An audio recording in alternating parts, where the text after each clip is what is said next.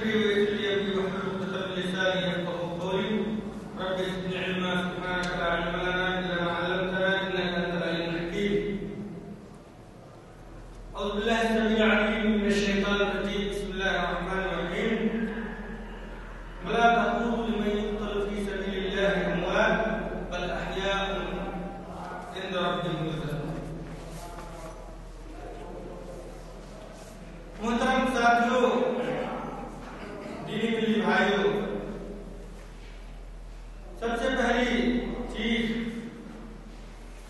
اللہ تبارک و تعالیٰ کا، اللہ تعالیٰ کی تعریف اور اس کی حمد و ثنا، اس کی کبریائی اور اللہ تعالیٰ کا لاکھ جو احسان و کرام ہمارے اوپر ہے،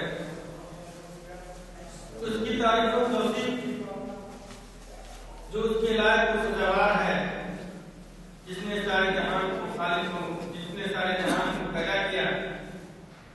پھر اس کے بعد ہمارے نبی محمد صلی اللہ علیہ وسلم کے اوپر اللہ تعالیٰ کا لاکھ درود و سلام ہو، اور ان تمام نبیوں کے اوپر جو اس دنیا کے اندر اللہ تعالیٰ کی طرف سے ہدایت کو لے کر کے آئے ہوئے تھے. ساتھ ہی ان لوگوں کے اوپر بھی اللہ تعالیٰ کی لاکھ رحمت ہو جو نبی کریم صلی اللہ علیہ وسلم کی اتباع کرتے رہے اور قیامت کے دن تک کرتے رہیں گے. اللہ راضی ہو نبی کریم صلی اللہ علیہ وسلم کے اصحاب اور ان کے ساتھیوں سے اور ان کے جانباز صحابیوں سے. میرے بھائی، آج محرم الحرام کی 3 تاریخ ہے اور یہ 9.5 1434 ہجری کا پہلا مہینہ ہے. قرآن و حدیث کے مطابق اگر ہم محرم الحرام کی حقیقت کو جاننے کی کوشش کرتے ہیں تو سوائے اس بات کے کہ اللہ کے رسول صلی اللہ علیہ وسلم اس مہینے میں روزہ رکھا کرتے تھے اور صحابہ کرام رضوان اللہ علیہم اجمعین کو روزہ رکھنے کا حکم دیا تھا، اس کے علاوہ اور کوئی دوسری چیز اس محرم الحرام کے مہینے سے متعلق نہیں. یعنی محرم الحرام کا جو مہینہ ہے اس کی کوئی خاص فضیلت نہیں ہے. یہ کوئی ایسا مہینہ نہیں ہے جس کی بنیاد پر اس کو دوسرے مہینوں کے اوپر فضیلت دی جا سکتی ہے، بلکہ اللہ کے رسول صلی اللہ علیہ وسلم نے صرف اس مہینے کا روزہ رکھا تھا اور صحابہ کرام رضوان اللہ علیہم اجمعین کو روزہ رکھنے کا حکم دیا. اور اللہ کے رسول صلی اللہ علیہ وسلم اس مہینہ میں 10 محرم کا روزہ رکھا تھا. جب اللہ کے رسول صلی اللہ علیہ وسلم ہجرت کر کے مکہ سے مدینہ تشریف لائے تو یہودیوں کو دیکھا کہ وہ روزہ رکھے ہوئے. اللہ کے رسول صلی اللہ علیہ وسلم نے یہودیوں سے پوچھا کہ یہ کیا چیز ہے؟ یہودیوں نے کہا کہ یہ بہت ہی محترم اور اچھا دن ہے کہ اللہ تعالیٰ نے اسی 10 محرم کو حضرت موسیٰ علیہ السلام اور ان کی قوم کو فرعون کی ظلم و استبداد سے نجات دیا تھا. تو حضرت موسیٰ علیہ السلام اور اس کی قوم نے شکرانے میں اللہ تعالیٰ کی روزہ رکھا تھا، تو ہم بھی اس کی وجہ سے روزہ رکھتے ہیں. اللہ کے رسول صلی اللہ علیہ وسلم نے کہا کہ ہم موسیٰ علیہ السلام کے زیادہ حقدار ہیں. تو اللہ کے رسول صلی اللہ علیہ وسلم نے روزہ رکھا اور صحابہ کرام رضوان اللہ علیہم اجمعین کو روزہ رکھنے کا حکم دیا. اس کے بعد اللہ کے رسول صلی اللہ علیہ وسلم نے دیکھا کہ 10 محرم کا روزہ رکھنا یہ کیا ہے، اس میں یہودیوں کی مشابہت پائی جاتی ہے. اس لیے اللہ کے رسول صلی اللہ علیہ وسلم نے صحابہ کرام کو کہا کہ اگر میں تو میں 9 اور 10 محرم کو روزہ رکھوں گا تاکہ یہودیوں کی مخالفت ہو. لیکن اللہ کے رسول صلی اللہ علیہ وسلم آئندہ سال تک زندہ رہے. ہاں البتہ اس کے بعد صحابہ کرام رضوان اللہ علیہم اجمعین نے نبی کریم صلی اللہ علیہ وسلم کی حکم کی تعمیل کرتے ہوئے روزہ رکھا، یعنی 9 اور 10 محرم کو. اس سے یہ بات ثابت ہوتی ہے کہ محرم الحرام کا روزہ جو سنت سے ثابت ہے وہ یہ ہے کہ انسان 9 اور 10 محرم کا روزہ رکھے، یا ہے کہ 10 اور 11 محرم کا روزہ رکھے. صرف 10 محرم کا رکھے. کیوں؟ اس لیے کہ صرف 10 محرم کا روزہ رکھنے میں یہودیوں کی مشابہت لازم آتی ہے. تو اس محرم الحرام کے مہینے میں جو کام کرنے کا ہے، جو اللہ کے رسول صلی اللہ علیہ وسلم سے ثابت ہے، وہ یہ ہے کہ 9 10 یا 10 11 کا روزہ بس، اور اس سے زیادہ اور کوئی چیز ثابت نہیں. محرم الحرام کے موقع سے ہمارے ملکوں میں جو کچھ بھی ہوتا ہے میرے بھائی، یہ سب کی سب چیز اسلام کی منافی ہے، اسلام کے خلاف ہے، اور اس سے اسلام کی تعریف نہیں ہوتی.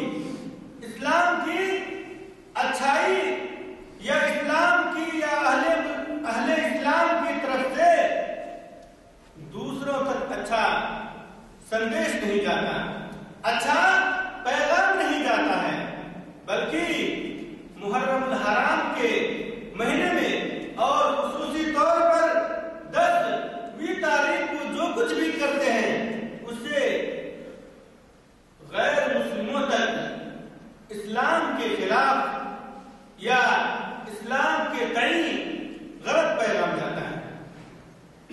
اس لیے مختصر طور پر اگر آپ کہیں تو یہ کہہ سکتے ہیں کہ روزہ کے علاوہ جتنی بھی چیزیں محرم الحرام کے مہینے میں کی جاتی ہیں وہ سب کی سب چیز بدعت و خرافات پر مبنی ہے. اللہ کے رسول صلی اللہ علیہ وسلم اور صحابہ کرام رضوان اللہ علیہم اجمعین، تبع تابعین، سلف الامہ میں اس طرح کی کوئی چیز نہیں پائی جاتی ہے جو موجودہ دور کے اندر لوگ محرم الحرام کے موقع سے انجام دیتے ہیں. ہمارا جانتے ہیں کہ اول اسلام سے اسلام مخالف تحریک نے کام کرنا شروع کر دیا تھا.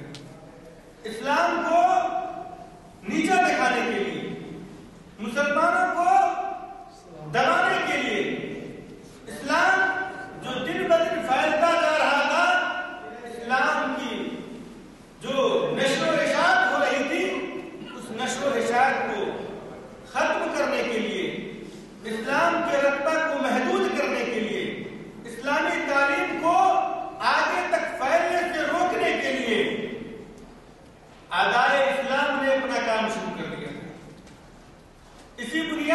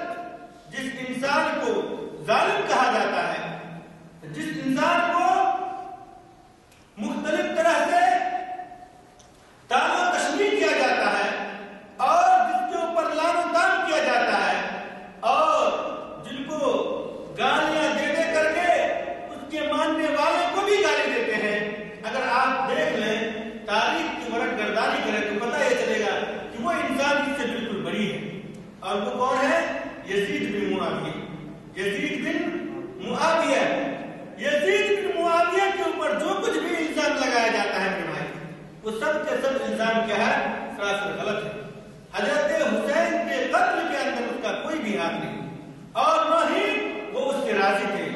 اور حضرت یزید کے متعلق علماء کرام نے یہ موقف اختیار کیا ہے کہ ان کو لعن و طعن نہیں کیا جا سکتا, ان کو رضی اللہ عنہ نہیں کہا جا سکتا, البتہ ان کو یہ کہا جا سکتا ہے کہ اللہ تعالیٰ کی رحمت اس کے اوپر ہو, اس لیے کہ وہ صحابی میں سے نہیں تھے.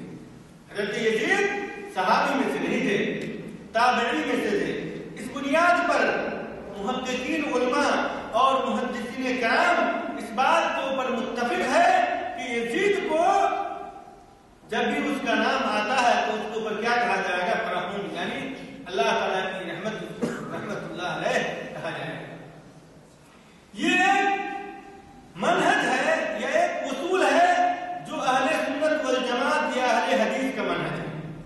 اس کے برعکس شیعہ اور جو اپنے آپ کو سنی بریلی کہلاتے ہیں ان کا منہج کیا ہے کہ وہ حضرت حسین کو تو کہتے ہیں کہ وہ مظلوم ہیں, لیکن ان کے مقابل میں ظالم کے حیثیت سے کن کو پیش کرتے ہیں؟ یزید کو پیش کرتے ہیں اور یزید کو لعن و طعن کرتے ہیں, گالیاں دیتے ہیں, طعن و تشنیع کرتے ہیں, اور جو بھی آدمی یزید کی ہمنوائی کرتا ہے ان کو بھی وہ لوگ طعن و تشنیع کرتے ہیں, ان کو بھی لعن و طعن کرتے ہیں. اور جیسے ہی محرم کا چاند نظر آیا, آپ نے اخباروں میں, ٹیلی ویژن پر اور اسی طریقے سے انٹرنیٹ وغیرہ پر آپ نے دیکھا ہوگا کہ وہ لوگ حضرت یزید کو لعنت اللہ علیہ کر کے لکھتے ہیں. نعوذ باللہ من ذالک. میرے بھائی, اگر آپ حدیث کا دراسہ کریں, حدیث کو پڑھیں, تو آپ کو پتہ یہ چلے گا کہ حضرت یزید نے وہ کارنامہ انجام دیا ہے جس کارنامہ سے دوسرے بہت سارے لوگ کیا پیچھے رہے. اللہ کے رسول صلی اللہ علیہ وسلم کی حدیث ہے, بخاری اور مسلم کے اندر بھی موجود ہے اور حدیث کی تقریباً تمام کتابوں کی حدیث موجود ہے کہ اللہ کے رسول صلی اللہ علیہ وسلم نے کہا کہ سب سے پہلی جنگ یا سب سے پہلا فوج جو قسطنطنیہ کے اوپر چڑھائی کرے گا, اس میں جتنے سارے لوگ شریک ہوں گے وہ سب کے سب لوگ کیا ہے؟ مغفور اللہ, وہ سب کے سب لوگ جنتی ہیں, سب کے سب لوگ کیا ہے؟ جنتی ہیں. امام بخاری رحمۃ اللہ علیہ نے اس حدیث کو نقل کرتے ہوئے اس بات کو ثابت کیا ہے کہ حضرت یزید بھی جنتی ہے. کیوں جانتے ہیں؟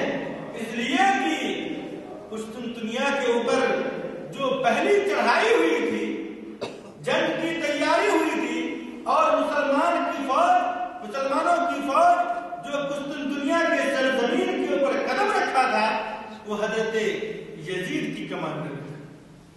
اس کے فوجی کمانڈر کون تھے؟ حضرت یزید تھے. اور جب اس جنگ کی تیاری ہوئی تو حضرت ایوب رضی اللہ تعالیٰ عنہ نے سنا تو وہ بھی اس کے اندر شریک ہوئے تھے اس جنگ میں.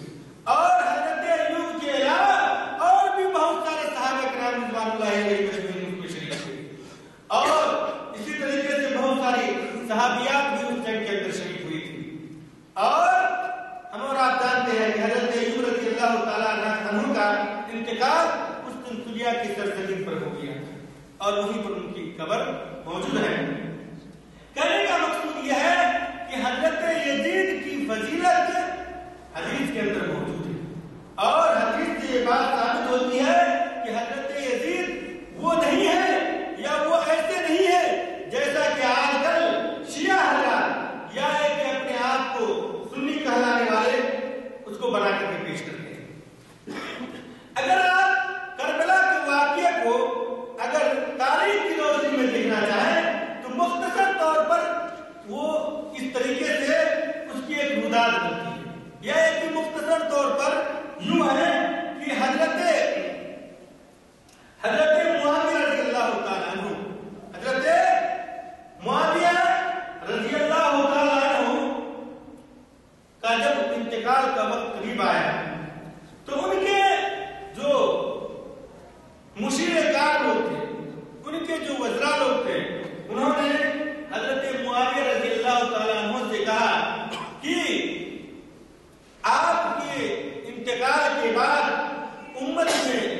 اختلاف و انتشار کا اندیشہ ہے، خدشہ ہے، تو اس لیے ایسا کریں کہ آپ اپنا جانشین مقرر کر دیں، آپ اپنا جانشین مقرر کر دیں۔ حضرت امیر معاویہ رضی اللہ تعالیٰ عنہ اس بات کو سن کر کے کہ یزید کو جانشین مقرر کر دیا جائے، اس بات کو سن کر کے تھوڑا سا ہچکچائے، لیکن ان کے جو دوسرے اصحاب وغیرہ یا جو ان کے وزراء وغیرہ تھے، ان کے زور پر اور ان کے دباؤ پر حضرت معاویہ رضی اللہ تعالیٰ عنہ نے اپنے لڑکے یزید کو کیا اپنا خلیفہ، اپنا جانشین مقرر کر دیا، تاکہ امت کے اندر اختلاف و انتشار نہ ہو۔ حضرت معاویہ رضی اللہ تعالیٰ عنہ نے اپنے لڑکے یزید کو جو اپنا خلیفہ مقرر کیا تھا، اس کا مقصد کیا تھا تاکہ امت محمدیہ اور امت مسلمہ کو اختلاف و انتشار سے بچایا جائے، آپسی لڑائی جھگڑے سے محفوظ رکھا جائے۔ انہوں نے نیک نیتی کے ساتھ، یا جن لوگوں نے بھی ان کو مشورہ دیا تھا، ان لوگوں نے نیک نیتی کے ساتھ مشورہ دیا تھا، اور اسی بنیاد پر انہوں نے اس کو مقرر بھی کیا۔ لیکن ایک بات اور بھی تھی جو حضرت معاویہ رضی اللہ تعالیٰ عنہ کے دل میں کھٹک رہی تھی، وہ یہ ہے کہ حضرت یزید ایک نوجوان لڑکا تھا، کہہ لیجیے اس زمانے میں، اور اس کے مقابلے میں مدینہ کے اندر بہت بڑے بڑے صحابہ کرام رضوان اللہ علیہم اجمعین موجود تھے۔ انہی میں سے عبداللہ بن عباس، عبداللہ بن عمر، عبداللہ بن مسعود، اور اسی طریقے سے حضرت حسین رضی اللہ تعالی عنہم اجمعین وغیرہ موجود تھے۔ تو ان کا خیال یہ تھا کہ اگر میں اپنے لڑکے کو متعین کرتا ہوں تو ممکن ہے کہ وہ صحابہ کرام اس بات سے راضی نہ ہوں۔ بہرحال انہوں نے اپنے وزراؤں کی رائے اور مشورہ کے بعد اپنے لڑکے کو متعین کیا، اور یہ خبر جب مدینے میں پہنچی تو مدینہ کے لوگوں نے، آپ یوں کہیں کہ مدینہ کے اکثر بیشتر لوگوں نے کیا اس چیز کو تسلیم کر لیا، یعنی حضرت معاویہ کے فیصلے کو تسلیم کر لیا کہ ان کے انتقال کے بعد خلیفۃ المسلمین کون بنے گا؟ یزید بنے گا۔ البتہ جو صحابہ کرام تسلیم نہیں کیے تھے، ان میں سے عبداللہ بن زبیر، عبداللہ بن عمر، عبداللہ بن عباس اور حضرت حسین رضی اللہ تعالیٰ عنہ جو تھے، ان لوگوں نے تسلیم نہیں کیا۔ اصل میں ان لوگوں کا کہنے کا مقصد یہ تھا کہ یزید ایک نوجوان لڑکا ہے، ان کو شکار سے دلچسپی ہے، اور ایسے لوگوں کو حکومت کے اندر یا ایسے لوگوں کے ذمہ حکومت نہیں لگائی جا سکتی جن کو دنیاوی لہو و لعب سے لگاؤ ہو۔ اس بنیاد پر ان لوگوں کا ایک طرح سے اعتراض تھا، لیکن وہ اس بات کا منکر نہیں تھے کہ ہم یزید کے ہاتھ پر بیعت نہیں کریں گے، ہم یزید کے ہاتھ کے اوپر بیعت نہیں کریں گے، اس بات کا وہ انکار نہیں کرتے تھے، بلکہ صرف ان کا ایک اعتراض تھا۔ لیکن جب امیر المومنین کا جب یہ حکم آیا تو انہوں نے کیا تھوڑی سی مہلت مانگی، یعنی عبداللہ بن عمر، عبداللہ بن عباس اور عبداللہ بن زبیر نے کیا ہے مہلت مانگی، کہا کہ ہمیں کیا ہے فکر کر لینے دو، سوچ لینے دو، آپس میں مشورہ کر لینے دو کہ ان کے اوپر، ان کے ہاتھ کے اوپر بیعت کرنا ہے۔ تو اس وقت کا جو گورنر تھا مدینہ کا، حضرت معاویہ رضی اللہ تعالیٰ عنہ کی جانب سے ولید بن عتبہ بن ابی سفیان، یہ وہاں کے گورنر تھے۔ انہوں نے کہا ٹھیک ہے، آپ کو مہلت دی جاتی ہے، آپ کیا کریں، سوچ لیں۔ برکت ان لوگوں نے رات بھر کی مہلت لی، اور پھر عبداللہ بن زبیر، عبداللہ بن عباس، عبداللہ بن عمر، ان لوگوں نے کیا حضرت یزید کی حکومت کو تسلیم کرتے ہوئے بیعت کر لی۔ بچ گئے اس میں حضرت حسین رضی اللہ تعالیٰ عنہ جو اجلہ صحابہ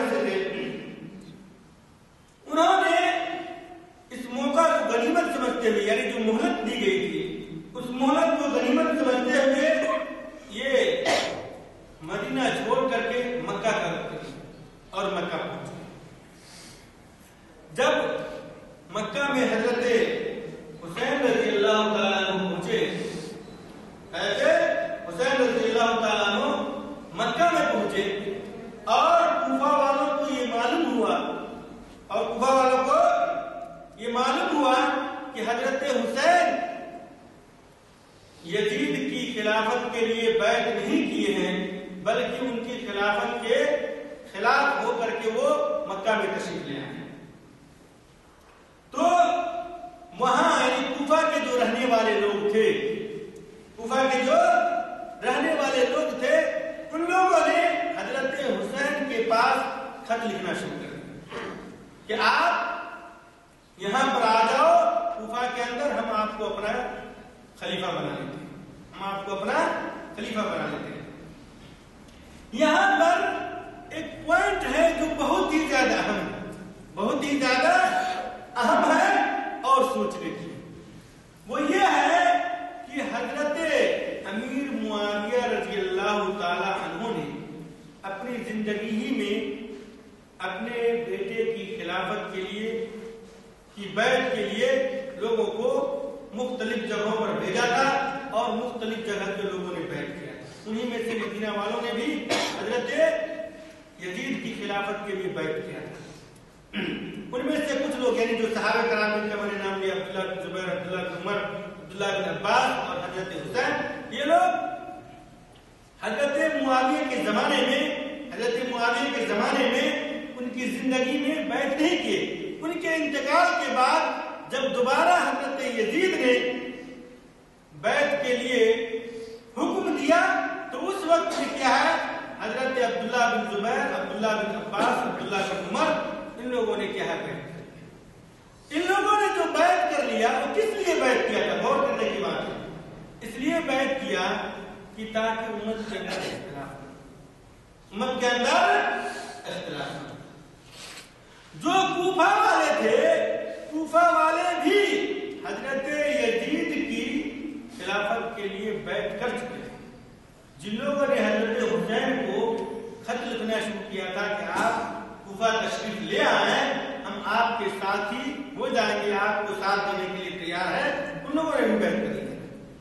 اگر بیعت نہیں کیا تھا تو وہ صرف اور صرف کون تھے؟ حضرت حسین رضی اللہ تعالیٰ. تو جو امام الوقت یا امیر المسلمین مختلف یا آپ کہہ لیجیے کہ 99% لوگوں کی ووٹنگ کے ذریعے سے انتخاب ہو رہا ہے، جن کو پورے مملکت اسلامیہ یا اسلامی دولت کے جتنے سارے لوگ تھے ان تمام لوگوں نے حضرت یزید کو اپنا امیر بنا لیا. صرف حضرت حسین نے اس کو تسلیم نہیں کیا. اس کا مطلب کیا ہوتا ہے؟ اگر آپ غور کریں گے قرآن اور حدیث کی روشنی میں تو پتہ یہ چلتا ہے کہ حضرت حسین کو اس کا حق نہیں رہ جاتا ہے. حضرت حسین کو اس کا حق نہیں رہ جاتا ہے کہ وہ کیا کرے، اس کی مخالفت کرے. لیکن چونکہ وہ صحابہ کرام رضوان اللہ علیہم اجمعین میں سے تھے اور بڑے صحابہ کرام میں سے شمار ہوتے تھے، اس وقت کے بڑے صحابہ کرام میں سے ان کا جو ایک اپنا نظریہ تھا، اس نظریہ کے تحت وہ اپنے حساب میں حق پر تھے. ورنہ اگر اسلامی نقطۂ نظر سے دیکھا جائے تو حضرت حسین رضی اللہ تعالیٰ عنہ کا حضرت یزید کی خلافت کی بیعت کی مخالفت کرنا یہ کیا ہے، جائز نہیں تھا، صحیح نہیں تھا. کیوں؟ اس لیے کہ اس کے ذریعے سے یا اس کی بنیاد پر کیا ہوا، اس کی بنیاد پر مسلمانوں کے اندر دراڑ آئی، مسلمانوں کے اندر اختلاف پیدا ہوا. اگر حضرت حسین بیعت کر لیتے تو وہ واقعات پیش نہیں آتے جو کربلا کے نام سے جانا جاتا ہے. لیکن آپ چلیں آگے تاریخ کو دیکھیں، تاریخ ہمیں کیا کہتی ہے. حضرت حسین رضی اللہ تعالیٰ عنہ جب مکہ کے اندر تشریف فرما تھے وہاں پر حضرت عبداللہ بن عباس، عبداللہ بن زبیر وغیرہ سے ملاقات ہوا کرتی تھی. وہ لوگ کہتے تھے کہ اے حسین تم امت کے اندر اختلاف مت ڈالو، امت کے اندر اختلاف مت ڈالو، اس کے ہاتھ کے اوپر بیعت کر لو، اس لیے کہ امت اسلامیہ کی تمام امتوں نے کیا ہے. اگر تم نہیں کرتے ہو تو اس کی بنیاد پر اختلاف و انتشار ہو سکتا ہے، جنگ ہو سکتی ہے مسلمانوں کے بیچ میں، اور اس کے ذریعے سے کس کا خون بہے گا؟ مسلمانوں ہی کا خون بہے گا. لیکن اس کے باوجود حضرت حسین اپنی بات پر اڑے رہے اور وہ خلافت کے لیے، حضرت حسین کی خلافت کے لیے، حضرت یزید کی خلافت کے لیے انہوں نے بیعت کی. اس بیچ میں کوفہ والے حضرت حسین کو برابر لیٹر دیتے ہیں کہ آپ آ جائیں، آپ کے ساتھ دینے کے لیے تیار ہے، اور ہم نے جو ہمارا خلیفہ وقت ہے یعنی کوفہ کا جو گورنر ہے نعمان بن بشیر، حضرت نعمان بن بشیر انصاری رضی اللہ تعالیٰ، اس وقت میں یہ کوفہ کے گورنر تھے حضرت نعمان بن بشیر انصاری رضی اللہ تعالیٰ. یہ بہت بڑے اجلہ صحابہ کرام رضوان اللہ علیہم اجمعین میں سے شمار ہوتے ہیں. یہ کیا تھے؟ کوفہ کے گورنر تھے. اور کوفہ والوں نے کیا ہے؟ اس کے ہاتھ کے اوپر بیعت کیا حضرت یزید کی خلافت کے لیے، اور اندر اندر کیا ہے؟ خلافت سے بغاوت کرتے ہوئے انہوں نے کیا حضرت حسین کو لیٹر لکھا. یہاں پر اگر آپ ایک پہلو پہ غور کریں تو جو لوگ حضرت حسین کے نام سے خط لکھا کرتے تھے، ان لوگوں نے کیا کیا؟ حکومت وقت کے ساتھ بغاوت کیا. حکومت وقت کے ساتھ کیا کیا؟ بغاوت کیا، امانت میں خیانت کی. اور اسلامی نقطۂ نظر سے اگر آپ غور کریں تو ایسے لوگوں کا حکم کیا بنتا ہے کہ جو بھی اسلامی حکومت کے خلاف ہو اور مسلمانوں کے بیچ میں اختلاف ڈالنے کی کوشش کرے تو اس کو کیا ہے؟ قتل کر دینا چاہیے. یہ اسلام کا حکم ہے، یہ اسلام کا حکم ہے میرے بھائی. لیکن اس کے باوجود بھی یہ لوگ حضرت حسین کے پاس لیٹر لکھتے رہے، یہاں تک کہ حضرت حسین کو اس بات کا مکمل یقین ہو گیا کہ ممکن ہے کوفہ والے ہمارے ساتھ ہو جائے، ہمارے ساتھ ہو جائے. تو انہوں نے اپنے بھائی، چچا زاد بھائی مسلم بن عقیل رضی اللہ تعالیٰ عنہ کو کوفہ والوں کی نیت اور ان کی حالت کو جاننے کے لیے کوفہ روانہ کیا.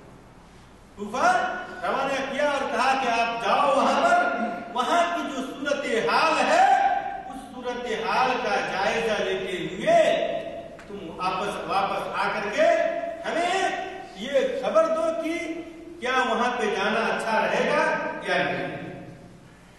حضرت نعمان بن بشیر رضی اللہ تعالیٰ عنہ نے جب کوفہ والوں کی حالت کو دیکھا اور دیکھا کہ یہ لوگ اندر اندر حضرت یزید کے مخالف ہو رہے ہیں اور حضرت حسین کے قریب ہو رہے ہیں اور حضرت حسین کو بلا رہے ہیں، تو انہوں نے اس فتنے سے اپنا پلہ جھاڑتے ہوئے انہوں نے کیا؟ استعفا دے دیا اور حضرت یزید کو لیٹر بھی بھیجا کہ میں کوفہ کی گورنری سے مستعفی ہوں. کیوں؟ اس لیے کہ وہ ان کو اس بات کا یقین ہو گیا کہ اگر میں اس پوسٹ پہ باقی رہتا ہوں تو یہ جو لوگ ہیں، جو خلفشار کرنے والے جو لوگ ہیں، ان کے خلاف جنگ کرنا اور اس کے خلاف جہاد کرنا اور پھر اس کے پاداش میں جو لوگ مارے جائیں گے ان میں بہت سارے صحابہ کرام رضوان اللہ علیہم اجمعین بھی ہوں گے اور بہت سارے لوگ، بہت سارے تابعین ایسے بھی ہوں گے جو اللہ کے رسول صلی اللہ علیہ وسلم کے بہت ہی زیادہ قدر کرنے والے، ان کی سنتوں کے اوپر عمل کرنے والے ہوں گے. تو انہوں نے اصل میں اپنے آپ کو اس کشت و خون سے بچانے کے لیے، بدنامی سے بچنے کے لیے کیا انہوں نے استعفا دیا. جب حضرت یزید کو جب حضرت یزید کو حضرت نعمان بن بشیر رضی اللہ تعالیٰ عنہ کا مصطفیٰ نامی یعنی استعفیٰ پہنچا تو انہوں نے کوفہ کا گورنر ایک ایسے انسان کو مقرر کیا جو کیا ہے اس خلفشار کے اوپر کنٹرول رکھ سکتا ہے.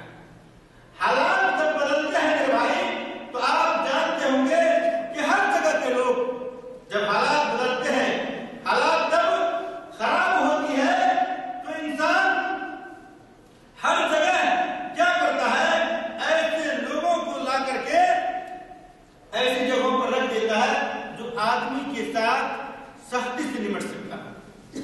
اور حضرت نعمان بن بشیر رضی اللہ تعالیٰ عنہ چونکہ صحابی تھے اور نرم دل تھے اور وہ جانتے تھے کہ ان کے خلاف سختی کرنا یہ میرے بس کی بات ہے، تو اس لیے انہوں نے اس سے استعفیٰ لیا اور حضرت یزید کو استعفیٰ نامہ بھیج دیا.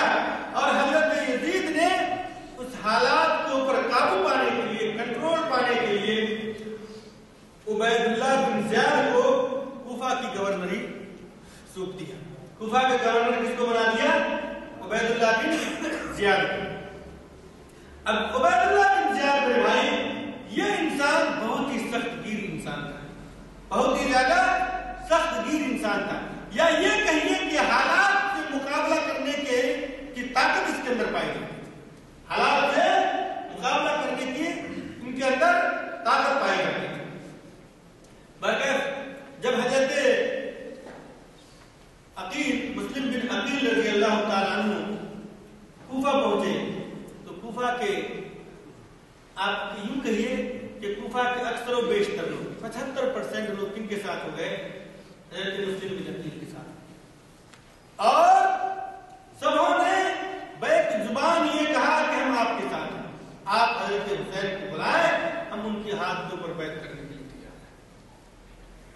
جب یہ خبر حضرت عبید اللہ بن زیاد کو لگی تو انہوں نے کوفہ کی جامع مسجد میں، کوفہ کی جامع مسجد میں لوگوں کو اکٹھا کیا اور وہاں پر تقریر کیا اور تقریر کرتے ہوئے کہا کہ جس کو اپنی ماں اور بہن، بیوی اور بچوں کو، جس کو اپنی ماں اور بہن، بیوی اور بچوں کو یہ کیا کہتے ہیں، یہ بانجھ بنانا ہو، یا جن کو اپنے بچوں کو یتیم بنانا ہو، یا جن کو اپنے بیویوں کو بیوہ بنانا ہو، وہ کیا کرے، میدان کے اندر آ جائے. یعنی وہ حضرت حسین کے ساتھ میں باقی رہ جائے، اور جن کو ان سب چیزوں سے بچنا ہے ان کو چاہیے کہ وہ حضرت حسین کی خلافت اور حضرت حسین کے لیے جو انہوں نے بیعت کر کے رکھا ہے اس سے اپنا بیعت واپس لیں. چونکہ جب حضرت مسلم بن عقیل کوفہ کے اندر پہنچے تھے تو کوفہ والوں نے کیا کیا تھا، حضرت حسین کے لیے مسلم بن عقیل کے ہاتھ کے اوپر بیعت کر لیا تھا. اور یہ کوفی لوگ جو صبح میں حضرت حسین کے لیے بیعت کر کے حضرت مسلم بن عقیل کے ساتھ تھے، جب عبید اللہ بن زیاد کا خطبہ سنا اور ان کا فرمان جاری ہوا تو شام ہوتے ہوتے ہی سب کے سب کوفی لوگ حضرت مسلم بن عقیل کا ساتھ چھوڑ دیے، حضرت مسلم بن عقیل کا ساتھ چھوڑ دیے. پھر کیا ہوا، حضرت مسلم بن عقیل نے کوفہ والوں سے کہا، کوفہ والوں تم نے حضرت علی کے ساتھ بھی غداری کی. کس کے ساتھ غداری کیا؟ حضرت علی کے ساتھ بھی غداری کیا. اور آج ان کے لڑکے حضرت حسین کے ساتھ بھی غداری کرنا چاہتے ہو. صبح میں تم تو پورے لوگ مل کر کے یہ کہہ رہے تھے کہ ہم حضرت حسین کے ساتھ ہیں، اور تم نے یہاں سے رات و دن لیٹر اور خط لکھ کر کے حضرت حسین کو اس بات کے اوپر آمادہ کیا تھا کہ آپ یہاں پر آ جائیں، ہم آپ کے ساتھ دینے کو تیار ہیں. اور آج ایک ہی خطاب اور ایک ہی خطبے کی بنیاد پر تم نے ہمارا ساتھ دینا چھوڑ دیا.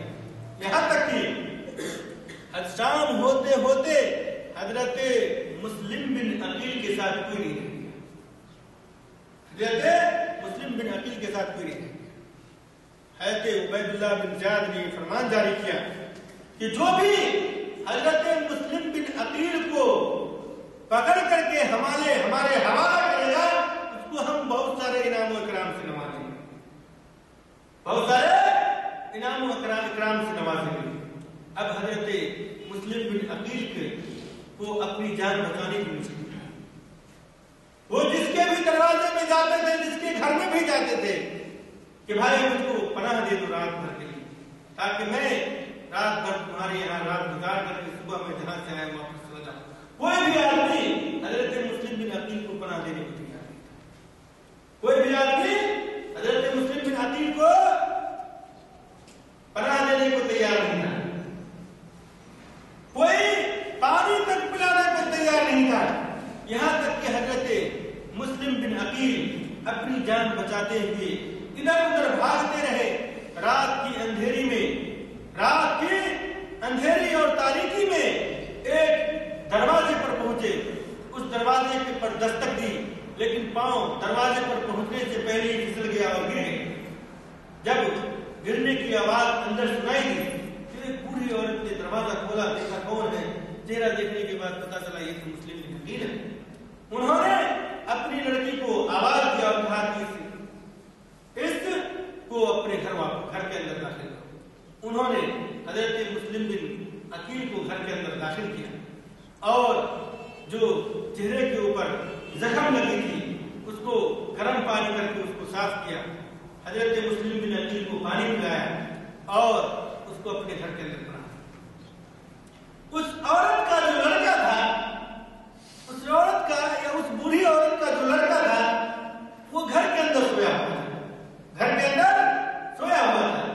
رات میں جو کچھ ہو رہا تھا اس کے ذریعے سے انہوں نے کچھ بھنک پائی کہ کوئی معاملہ ضرور ہے. انہوں اپنے بستر سے اٹھ کر اپنی ماں کے پاس گیا اور کہا کہ معاملہ کیا ہے, کیا بات ہے کہ تم اتنی رات میں دیکھ رہا ہوں کہ تم بہت زیادہ پریشان تھا. کوئی معاملہ نہیں, کوئی بات نہیں. ماں نے چھپانے کی کوشش کی لیکن اس کے بیٹے نے اصرار کیا اور تو انہوں نے کہا کہ دیکھو یہ کوفے والے کتنے بڑے غدار ہیں کہ مسلم بن عقیل کو بلا کر کے آج ان کے ساتھ اس طرح کا معاملہ کیا تو ان کو کوئی اپنے آدمی کوئی بھی اپنے گھر میں پناہ دینے کو تیار نہیں ہے. یہ بیچارے پیاسے ہیں, ان کو پانی پلانے کو تیار نہیں. اس لیے ضروری ہمارے اوپر جو بات تھی یا ہم نے جو حضرت حسین کے پاس جو کچھ لکھا ہے اس کے بنیاد پر ہمارے اوپر جو فرض بنتا ہے اس فرض کو نبھاتے ہوئے ہم نے کیا اس کو اپنے گھر کے اندر بنا دیا ہے. تو بیٹا ایسا کرو کہ اس بات کو کسی سے مت کرو, اس بات کو کسی سے مت کرو. لیکن ان کو نیند نہیں آئی. انہوں نے کیا کہا کہ امی جان میری طبیعت ہے کہ میں تہجد کی نماز پڑھوں. تو اس کی ماں نے کہا کہ بیٹا ایسا کرو کہ گھر کے اندر ہی وضو بنا کر کے نماز پڑھو. لیکن اس بدبخت کو کیا ہے, انعام کا لالچ تھا. انہوں نے کہا نہیں امی جان میں مسجد کے اندر جا کر نماز پڑھوں. پھر یہ انسان مسجد کے اندر گیا اور وہاں پر جا کر کے اعلان کر دیا کہ حضرت مسلم بن عقیل ہمارے گھر کے اندر چھپا ہوا ہے, ہمارے گھر کے اندر چھپا ہوا ہے. پھر عبید اللہ بن زیاد کے جو فوجی لوگ تھے انہوں نے ان کو گرفتار کر لیا اور اس طریقے سے ان کو وہاں پر شہید کر دیا. میرے بھائی حضرت حسین رضی اللہ تعالیٰ عنہ وہاں مکہ میں بیٹھے انتظار کر رہے تھے کہ حضرت مسلم بن عقیل کوفہ سے واپس آئیں گے اور کوئی خبر لے کر کے. لیکن جب وہاں سے کوئی خبر نہیں آئی تو حضرت مسلم بن عقیل نے جو حالات کوفہ کے اندر دیکھا تھا اس حالات کو پیش نظر رکھتے ہوئے ایک آدمی کو اپنا ایلچی بنا کر کے حضرت حسین کے پاس بھیجا اور اس ایلچی کو یہ حکم دیا کہ تم جا کر کے حضرت حسین کو کہہ دینا کہ وہ کوفہ نہ آئے, وہ کوفہ نہ آئے. اس لیے کہ کوفہ والے نے کیا کیا ہے, غداری کیا ہے. اس ایلچی کو مکہ پہنچنے سے پہلے حضرت حسین مکہ سے نکلنے کی تیاری کر لی کوفہ کے لیے. اور اللہ تعالیٰ عنہ سے اس سلسلے میں مشورہ کیا تو حضرت عبداللہ بن عباس رضی اللہ تعالیٰ عنہ نے کہا کہ آپ ایسا مت کریں، آپ کوفہ نہ جائیں، آپ مسلم بن عقیل کے آنے کا انتظار کر رہے ہیں، اور اگر وہ آ کر کے اچھی خبر بھی دیتے ہیں پھر بھی نہ جائیں، اس لیے کہ کوفہ والے یہ وفا کرنے والے نہیں ہیں، یہ بے وفا قسم کے لوگ ہیں۔ لیکن حضرت حسین رضی اللہ تعالیٰ عنہ چونکہ عزم کر لیے تھے، اس بنیاد پر وہ حضرت عبداللہ بن عباس کی بات کو نہ مانا اور وہ روانہ ہو گئے کوفہ۔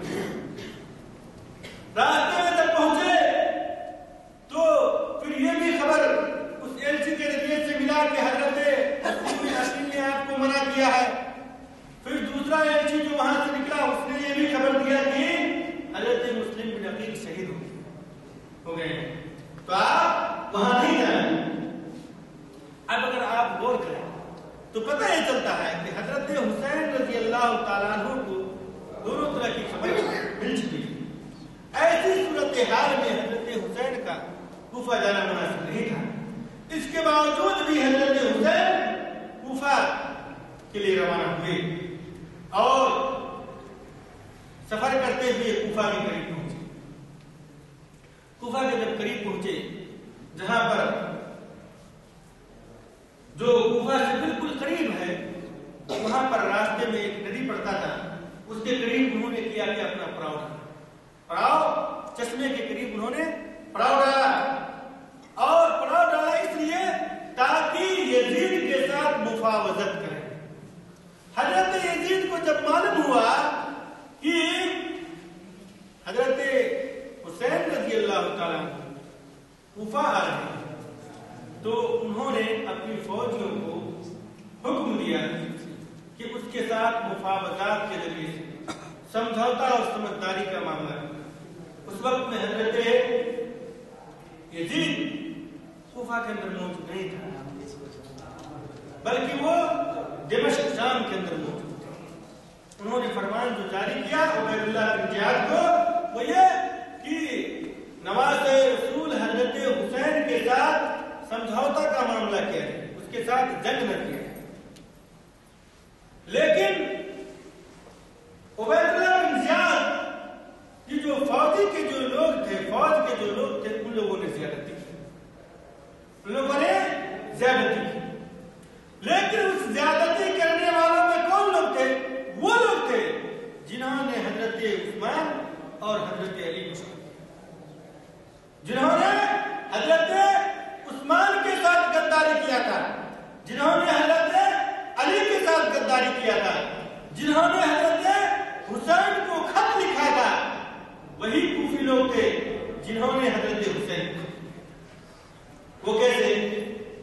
جب حضرت حسین کو عبداللہ بن زیاد کی فوجیوں نے اور عبداللہ بن زیاد نے کہا کہ آپ حضرت یزید کی خلافت کے لیے بیعت کریں، تو انہوں نے کہا کہ نہیں، میں بیعت نہیں کروں۔ تو انہوں نے کہا کہ ہم آپ کے ساتھ جنگ کریں گے، کہا کہ میں جنگ کرنے کے لیے نہیں آیا ہوں، میری جو رائے ہے اس رائے کو یا میری جو بات ہے، میری اس بات کو پہلے تم لوگ سنو اور ان میں سے جو بات تم کو پسند آتی ہے اس کے اوپر۔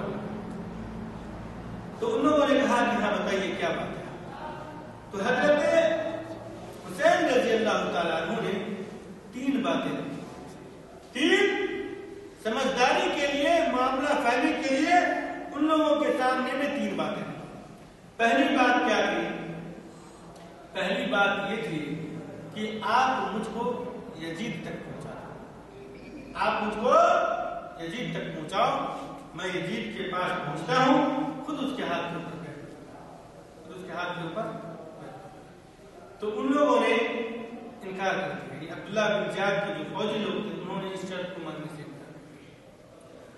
دوسری بات جو ہے کہ حسین رضی اللہ تعالیٰ عنہ نے کہی تھی وہ یہ کہ تم لوگ مجھ کو آزاد چھوڑ دو، میں مسلمانوں کی حدود اسلامیہ کی حفاظت کرنے کے لیے، اسلامی ریاست اور مسلمان کی جو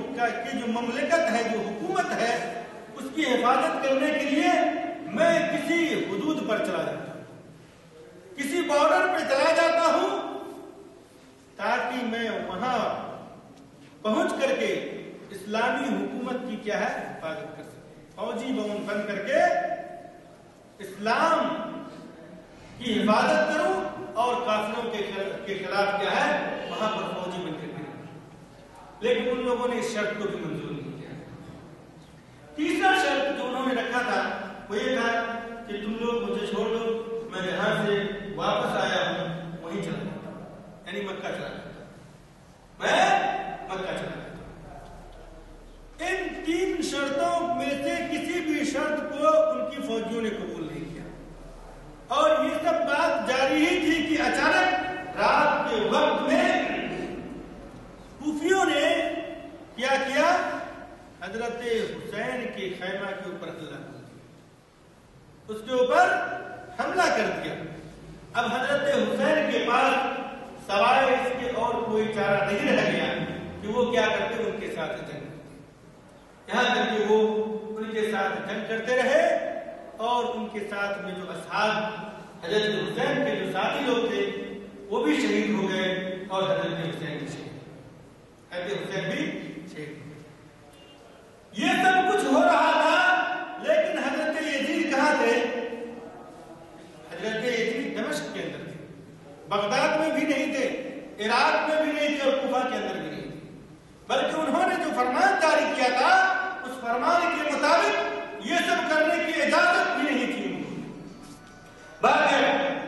جب یہ سب کچھ کر دھر کر کے غائب ہو گئے یہ لوگ بہت زیادہ خوش ہوئے کہ ہم اس کی خبر اگر یزید کو دیتے ہیں تو یزید ہم کو بہت سارا انعام و اکرام سے نوازے گا.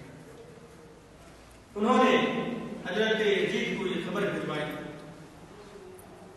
جب حضرت یزید کو یہ خبر لگی اور یہ خبر معلوم ہوئی تو حضرت یزید نے کیا کہا, حضرت یزید نے کیا کہا وہ غور کریں. حضرت یزید نے کہا عبید اللہ بن زیاد کو کہا کہ تم نے بہت بڑا ظلم کیا, تمہاری ماں تم کو گم پائے, یعنی انہوں نے بددعا دیا عبید اللہ بن زیاد اور کہا کہ تم نے بہت بڑا ظلم کیا نواز رسول کو شہید کر دیا, تم نے اچھا کام نہیں کیا, اور ان کو بہت ہی لعنتان اور برا کہا. جو لوگ بچے کچے لوگ تھے یعنی حضرت حسین کے ساتھ میں جو لوگ تھے ان میں سے جو بچے کچے لوگ تھے یعنی زیادہ تر عورتیں رہ گئی تھی اور چھوٹے بچے رہ گئے تھے. عمومی طور پر جو بڑے لوگ تھے وہ سب کے سب کیا ہے جنگ کرتے ہوئے شہید ہو گئے تھے.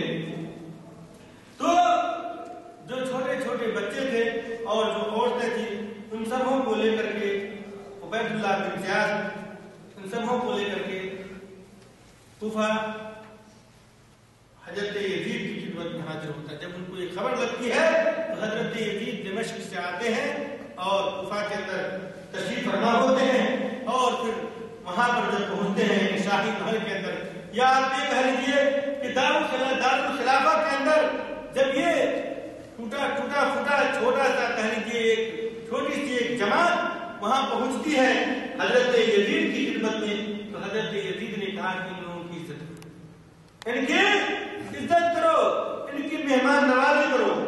اور حضرت یزید نے جو حضرت حسین کے ساتھیوں میں تھے اور ان کی جو اہل و عیال میں سے جو لوگ بچ گئے تھے ان کو دو باتیں کہی. پہلی بات تو یہ کہی کہ اگر آپ لوگ چاہیں تو آپ لوگ یہیں پر کیا ہے سکونت پذیر ہو جائیں, آپ لوگ یہیں پر رہ جائیں اور حکومت کی طرف سے آپ کی مکمل رعایت کی جائے, یعنی حکومت آپ کے لیے ہر چیز مہیا کرے. اور اگر آپ واپس جانا چاہتے ہیں مدینہ تو پھر بھی حکومت کیا ہے آپ کی واپسی کے لیے تمام چیز مہیا کرنے کے لیے تیار ہے.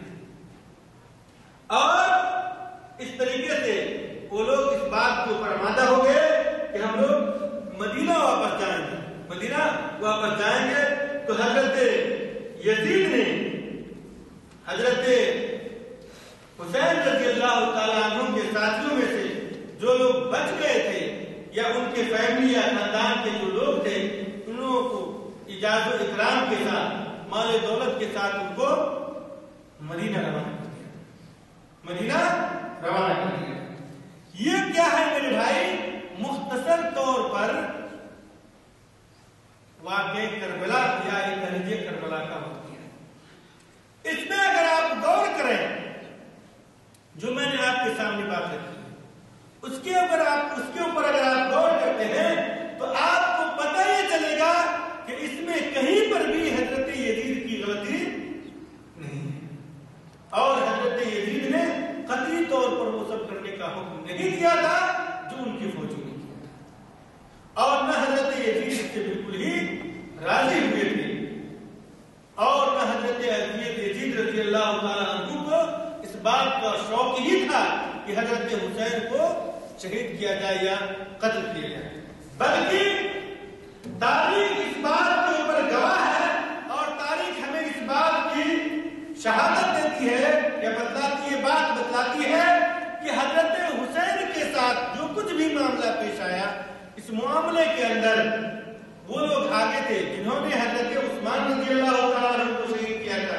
حضرت علی رضی اللہ تعالیٰ عنہ کو شہید کیا تھا، اور اسی طریقے سے دولت اسلامیہ کے خلاف تھے، دولت اسلامیہ کے خلاف۔ اسی طریقے سے اس واقعے سے متعلق یعنی واقعہ کربلا سے متعلق جو باتیں ذکر کی جاتی ہیں کہ وہاں پر عورتوں کی عصمت دری کی گئی، یعنی عورتوں کی عزت لوٹی گئی، تو میرے بھائی یہ بات کیا سراسر غلط ہے، اس کا اسلامی تاریخ کے اندر کوئی وجود نہیں ہے، اور آپ خود بھی غور کر سکتے ہیں، آپ خود بھی غور کر سکتے ہیں کہ یہ ظالم اتنے بے غیرت نہیں تھے کہ وہ نماز رسول کے اہل و عیال کے ساتھ اس طرح کا کام کرتے، یعنی ان کی عزت کے ساتھ کھلواڑ کرتے۔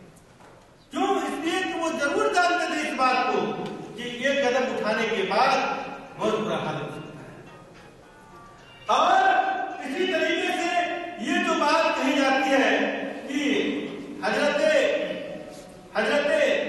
حسین رضی اللہ تعالیٰ عنہ کا جو قافلہ تھا اس کے قافلہ کا پانی بند کر دیا گیا تھا، یہ سب بھی واقعہ کیا ہے میرے بھائی؟ تاریخ کے اندر موجود ہے، تاریخ اس بات کی گواہی نہیں دیتی، اور یہ چیز کیا ہے؟ تاریخ سے ثابت ہی ہوتی ہے۔ البتہ یہ بات ضرور ہے کہ حضرت حسین شہید کیے گئے وہ اس حالت میں کہ اس کے ساتھ تھوڑے ہی سے لوگ تھے، یعنی جنگ کرنے والے لوگ حضرت حسین کے ساتھ نہیں تھے، تھوڑے ہی سے لوگ تھے، اور اس تھوڑی سی فوجی جتھا کے اوپر ان شیعوں نے اور ان رافضیوں نے حملہ کیا اور ان کو کیا ہے؟ شہید کیا۔ حضرت حسین اور ان کے ساتھی تھوڑے ہی تعداد میں ہونے کے باوجود بھی لڑتے رہے، اور لڑتے لڑتے کیا ہے؟ شہید ہو گئے۔ یہ کیا ہے؟ مختصر طور پر حضرت حسین اور کربلا کا واقعہ ہے۔ اب اس سے متعلق یا اس میں جو باتیں کہی جاتی ہیں، بہت ساری چیزیں جو آپ شیعہ کی زبانوں سے سنتے ہوں گے یا کہ بریلوی سنی کی زبانوں سے سنتے ہوں گے، وہ سب کی سب چیز کیا ہے میرے بھائی؟ سب کی سب چیز پر انہوں نے اسلام کو بدنام کرنے کے لیے، حضرت یزید کو بدنام کرنے کے لیے، اور اسی طریقے سے اجلہ صحابہ کرام رضوان اللہ علیہم اجمعین کو بدنام کرنے کے لیے باتیں کی، ورنہ کوفہ کے اندر اور اسی طریقے سے حضرت عبید اللہ بن زیاد کے ساتھ میں جو جنگ کرنے والے لوگ تھے، ان میں ان کے فوجی میں جو لوگ تھے، بہت سارے لوگ ایسے بھی تھے جو بہت ہی زیادہ نیکوکار لوگ تھے، مجاہدین اسلام تھے، اللہ کے رسول صلی اللہ علیہ وسلم کے تربیت یافتہ لوگ تھے، اور یہ ممکن نہیں تھا کہ وہ لوگ ایسا کر سکتے۔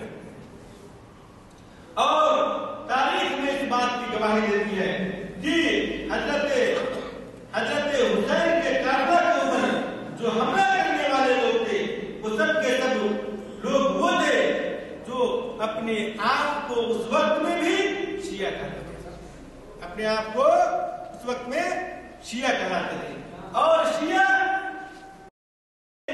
اپنی ٹیم کو مضبوط کرنے کرنے کے لیے، اپنی جماعت کو مضبوط کرنے کے لیے اور لوگوں کو اپنی طرف مائل کرنے کے لیے جو ایجنڈا بنایا تھا، جو ایشو بنایا تھا، وہ کیا تھا کہ ہم آل بیت سے محبت کرتے ہیں، ہم محمد صلی اللہ علیہ وسلم کی نسل سے، فاطمہ کی بطن سے جو اولاد یا جو نسل چلی ہے، ہم ان سے محبت کرتے ہیں، اور وہ اسی ایشو اور ایجنڈا کے تحت لوگوں کو اپنے طرف کھینچنے میں کامیاب ہوئے تھے۔ تو میرے بھائی، اللہ تعالیٰ سے ہم اور آپ دعا کریں کہ اللہ تعالیٰ ہمیں اور آپ کو اسلامی تاریخ کو سمجھنے اور جو صحابہ کرام رضوان اللہ علیہم اجمعین نے جو کچھ بھی اسلام کے لیے مقدم کیا ہے، یا جو کچھ بھی ان سے کمی یا بیشی یا زیادتی ہوئی ہے، ان چیزوں کو سمجھنے اور صحابہ کرام کا جو حق ہمارے اوپر ہے اس حق کو ادا کرنے کے اللہ تعالیٰ ہمیں اور آپ کو توفیق عطا فرمائے، اور ساتھ ہی ساتھ اللہ تعالیٰ ہمیں ہر وقت انصاف کرنے والوں میں سے بنائے اور انصاف کرنے والوں کا ساتھی بنائے۔